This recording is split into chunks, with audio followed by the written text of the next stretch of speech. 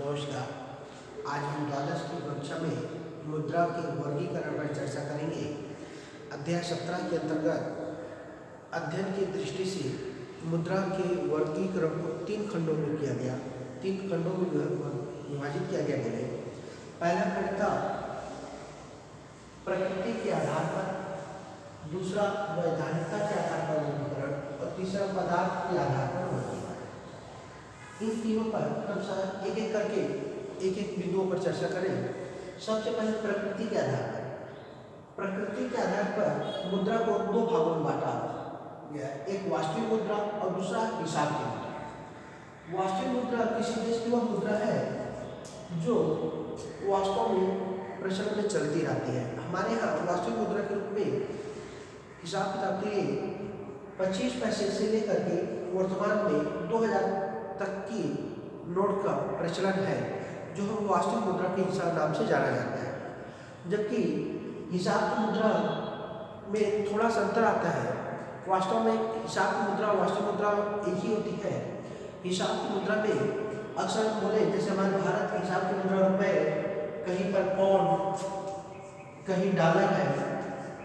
लेकिन हम लोग अपने हिसाब की मुद्रा में किसी देश को दिए हैं तो अपन गणना कर सकते हैं कि इतने डॉलर दिए हैं, कर्ज इतने डॉलर। लेकिन वास्तव में हमारे देश की मुद्रा क्या है? रुपए। तो हिसाब के लिए हम लोग रुपए, पाउंड, डॉलर वगैरह पर रख सकते हैं, जबकि वास्तविक मुद्रा हमारी इस होती है। यहाँ पे एक और बात बताया, प्रत्येक देश की वास्तविक मुद्रा और हिसाब की मुद्रा अलग अलग होती है, हो सकती है। अपने देश की अपने अपने हिसाब से मुद्राओं का नाम प्रचलन रखा गया है। आगे दूसरा देखिए, वैधानिकता के आधार पर मुद्रा का वर्गीकरण। वास्तव में वैधानिकता के आधार पर वर्गीकरण जो किया गया वो भी 2 प्रकार से होता है। एक पहला है विधि ग्राह्य मुद्रा और दूसरा है ऐच्छिक मुद्रा। सबसे पहले देखिए, विधि ग्राह्य मुद्रा के अंतर्गत 2 खंड आते हैं, एक सीमित विधि ग्राह्य मुद्रा अर्थात और दूसरा है असीमित विधि ग्राह्य मुद्रा। इसको ऐसे समझिए, मान लीजिए किसी दुकान पे मैंने कोई सामान खरीदा।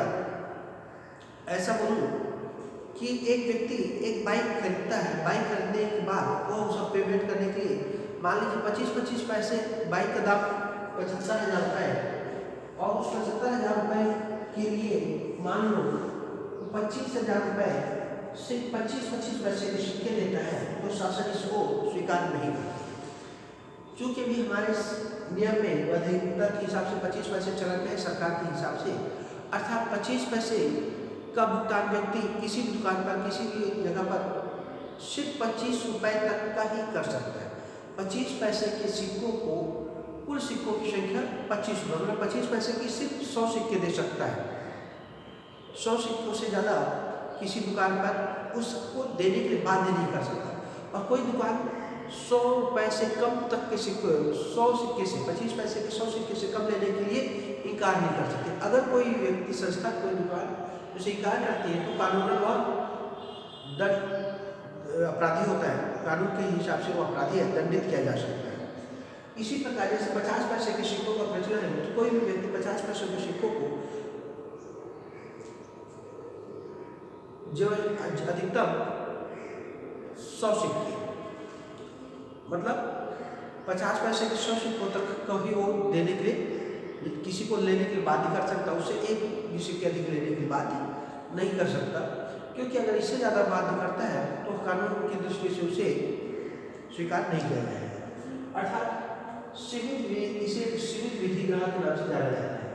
असीमित विधि ग्राह्य मुद्रा, इसमें जैसे किसी जगह चलन है तो जितने चलन है उस हिसाब से लिया जाता है। बहुत अधिक हिसाब किताब करने के लिए छोटे पैसों को, छोटे सिक्कों को या उसको स्वीकार नहीं किया जाता। वर्तमान में जैसे हमारे यहाँ अलग अलग प्रकार के सिक्कों का, नोटों का चलन है, अलग अलग प्रकार के नोट और सिक्कों के चलन के लिए अलग अलग जगह अलग प्रकार से कार्य किया जाता है।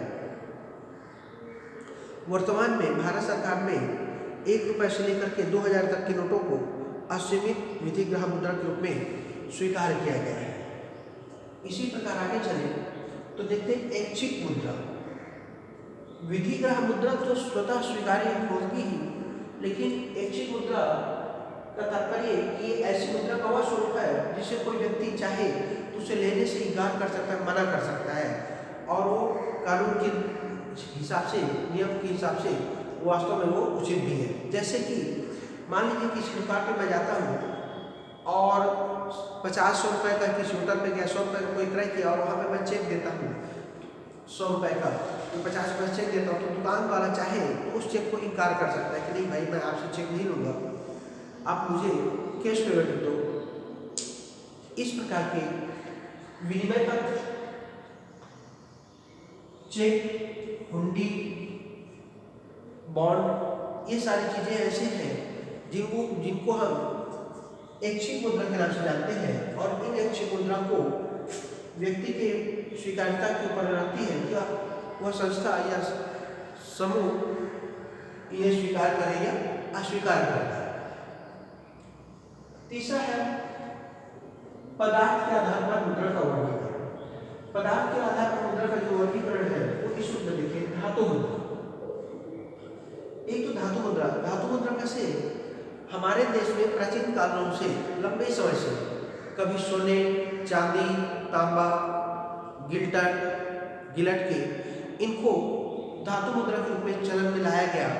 समय समय पर ये चलेगी, लेकिन इन धातुओं का भी एक स्वरूप होता है, एक मात्रा होती है। अभाव के कारण इनको वास्तव में लंबे समय तक चलन में लाना संभव नहीं हो पाया, किंतु जिस समय चलन में थे तब इनका वास्तविक मूल्य और धातु मूल्य लोग दोनों लगभग से बराबर के आसपास हुआ करते थे। आज हम इस धातु मुद्रा को चलन में बंद कर दिए हैं और अब हम उसे प्रमाणिक मुद्रा के रूप में पत्र मुद्रा को लाए हैं। ये पत्र मुद्रा होता है जो है वो वास्तव में धातु मुद्रा के मूल्य के बराबर का आकलन किया जाता है। ये प्रमाणिक मुद्रा में अंकित मूल्य जो होते हैं वही अंकित मूल्य ही उसके मुद्रा का वास्तविक मूल्य होता है। साथ ही इसमें और एक बात बताएं कि ये जो मूल्य होते हैं, अंकित मूल्य, ये स्वतंत्र मुद्रा की ढलाई पर निर्भर करते हैं। अब सांकेतिक मुद्रा का प्रचलन शुरू हो गया है। सांकेतिक मुद्रा में इस मुद्रा का प्रयोग सामान्यतः सहायक मुद्रा के रूप में लिया जाता है, और सांकेतिक मुद्रा में पत्रों में जितना मूल्य अंकित होता है, सरकार हमारी उस पत्र मुद्रा के अंकित मूल्य के बराबर भुगतान करने का वचन देती है, गारंटी देती है। इस प्रकार से हम मुद्रा को 3 खंडों में वर्गीकृत कर सके।